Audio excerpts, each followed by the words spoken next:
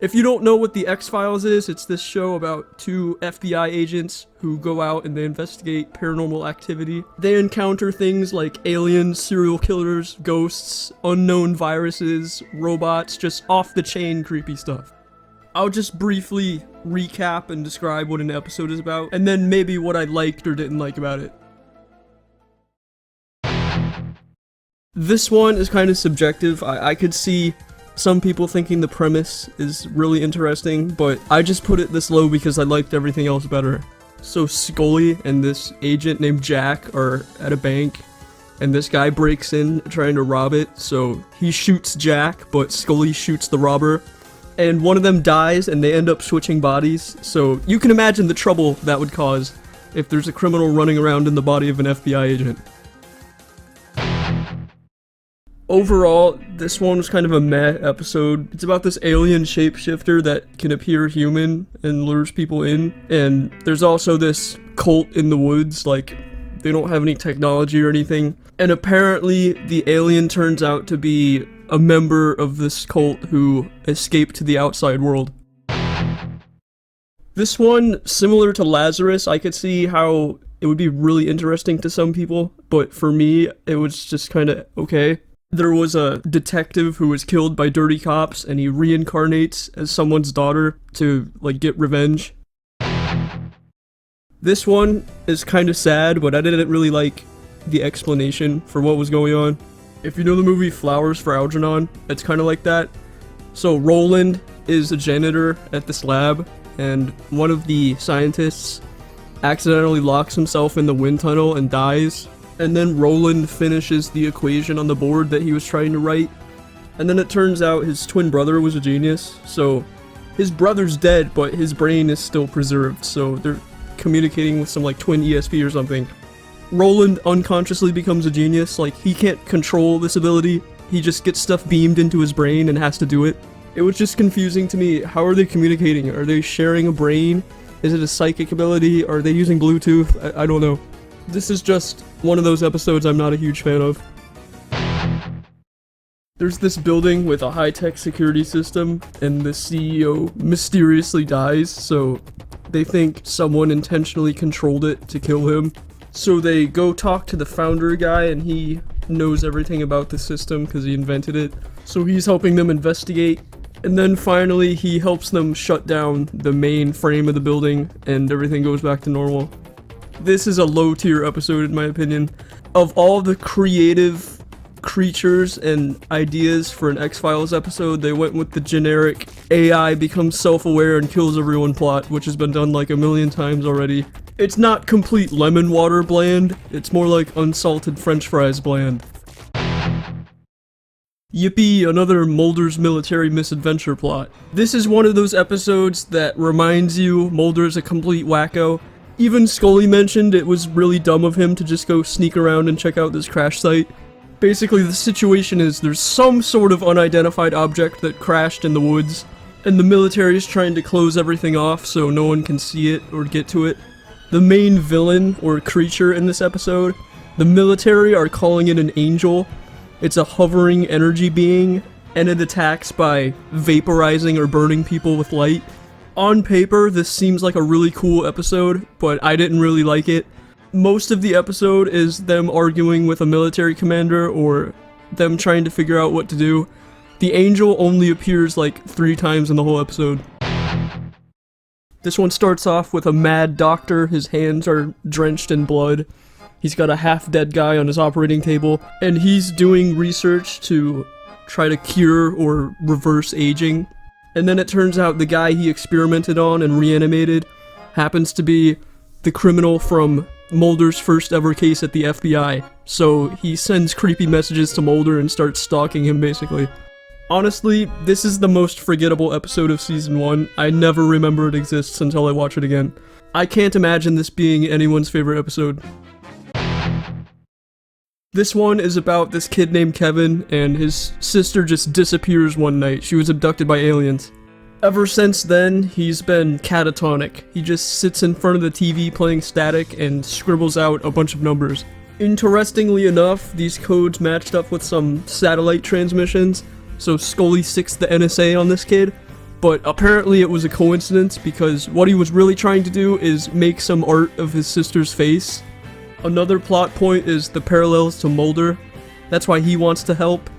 If you didn't know, Mulder also had his sister abducted by aliens and never saw her again. That was the inciting incident for why he was so interested in UFOs and aliens. Mulder doesn't really hate aliens. He just kind of wants to know what's going on, like the truth of the universe. Eventually, Kevin's sister did come back, but the family quit cooperating with the investigation, so in this episode, the case remained unsolved. This is a werewolf episode. Someone is a werewolf. It's a werewolf episode. That's basically it. This episode does something special with the story. I really like it when it's written into X-Files episodes, where they'll try to guide you into accepting a conclusion, or set up one person to be really suspicious. Long story short, this is one of, if not the only episode where a UFO was staged by the government. This one is about a town in Tennessee where there's this kid who discovers he has healing powers after he touches this burn victim and they come back to life. He becomes the main attraction for this church, but eventually his powers somehow got reversed and he kills people when he touches them instead. But then it turns out the man he saved, named Leonard Vance, he was the one sabotaging everything and poisoning everyone. Deep in the woods, there were a bunch of loggers cutting down trees, and they ended up unleashing some sort of swarm of man-eating insects. If you're outside at night, or have any darkness at all, you'll get carried away and liquefied by them. Mulder and Scully have to survive the night in a cabin, and with the help of a forest ranger, they jump in a jeep and barely escape with their lives. This is another one of those fast-paced, stressful episodes. If you think those are entertaining, you'll love this one. This is about a military pilot who got his mind erased by the government because he was flying reverse-engineered UFOs. Mulder and Scully want to help, but there's this unknown G-Man dude who warns Mulder not to look into it because bad things will happen. And for the rest of the season, he just appears in random episodes to talk to Mulder. The right man in the wrong place can make all the difference in the world, yada yada. Also, Mulder tries to break into an Air Force base and gets caught, so Scully has to save him. This is also one of the only episodes where they don't show any visible alien or creature or anything. So yeah, pretty cool episode. It's not bad. You know what this episode is about. It's literally called The Jersey Devil. Although, they did do something interesting with this premise. Normally, you'd probably expect the Jersey Devil to be like some flying, mutated freaking horse thing. But in the X-Files take on this legend, they're more of a missing link. It's like some sort of Neanderthal people that didn't evolve with everyone else, almost like Bigfoot. I don't really know what else to say about this episode. It's fine, I guess. This one was the first proper Monster of the Week type episode. In this one, they're finding random people dead with their liver ripped out, so at first they think it's some sort of serial killer. But the weird part is they can't figure out how they broke in. There's no visible entrances and all the doors and windows were locked. A possible clue leads them to this abandoned, burnt out, musty, crusty apartment. And they bust in here Resident Evil style, like armed with only a flashlight and a pistol. They don't know what's around the corner. And then they find out this immortal monster is named Victor Toombs, and he's been living in this nest for almost a century. This is basically just part 2 of Squeeze. That vampire man-eater guy, Victor Toombs, comes back. He's roaming the streets again, so they track him down to his new lair, which is underneath a mall. He finally collected enough livers, so he's trying to get away and go back into hibernation, but they put a stop to him for good this time. This episode is about a secretary lady who has this invisible entity following her around that no one else can see. It's almost like some sort of fighting spirit that beats people up to protect her. Mulder initially thought she had some sort of psychic ability, but it seems closest to a poltergeist. This is one of my favorite episodes. It seems like a really simple premise, but I thought it was cool. The main villain in this episode is a pyrokinetic arsonist. He can just set fires at will. At first, it seemed like spontaneous human combustion, but there was a pattern. And they finally narrow it down to a specific gardener who works for this family. So then his dastardly plan is to hide upstairs in the house and wait for everyone to come inside, including Mulder and Scully, and then just burn the whole place down. He makes his way down the stairs, but they're afraid to shoot him because he might just explode, and they defeat him by dousing him in gasoline and making his own powers burn him. I really liked this episode. It was memorable, and especially the main villain. He just has kind of like a slick personality. There's these two girls, and they coincidentally look exactly like each other, even though they have completely different families and are from opposite sides of the country. There's some sort of cloning experiment going on where the original Eve was much older, and the younger ones, the twins, are genetically modified, but the side effect of that is that they're psychopaths. They have no real personality. I liked it. I don't know what else to say about it other than this is one of the most unique, complex plots for an episode. This is the first ever episode of the series, and interestingly enough, it starts with a "this is based on a true story" message, which is never used in any episode again.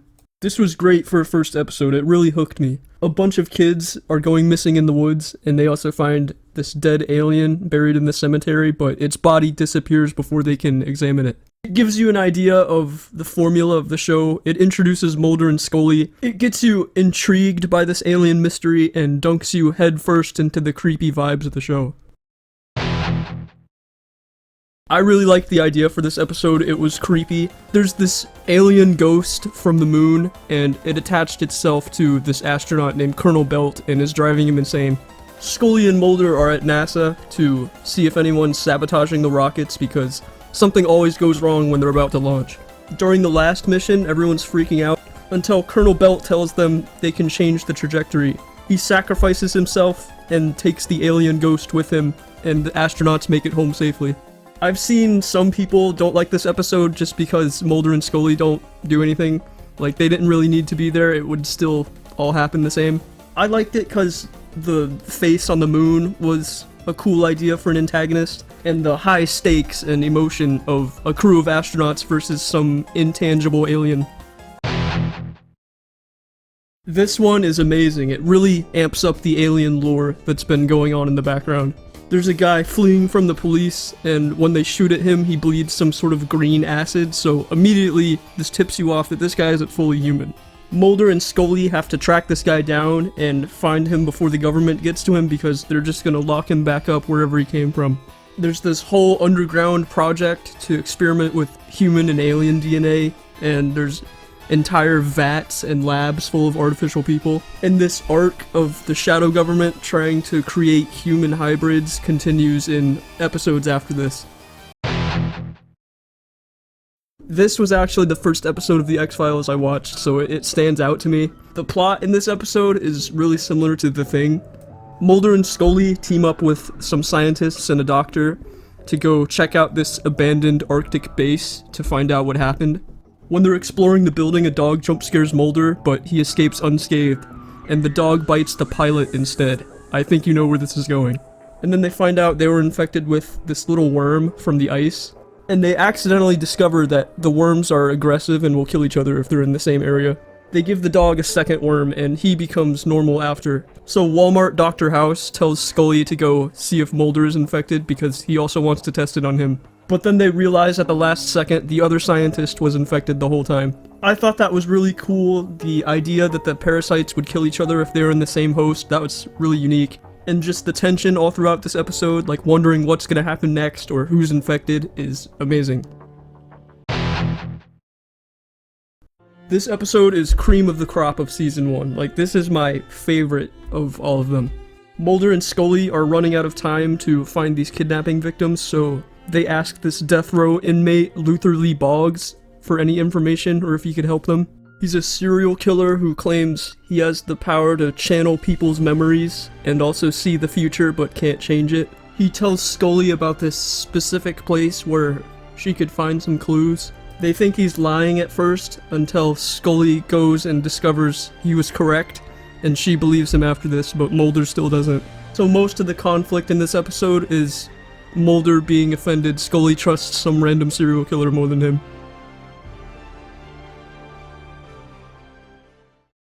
That's the end of the ranking. I might do more seasons, but I just wanted to start with this one to split them up. Thanks for watching the whole video if you made it here. That's it. See you later, eventually.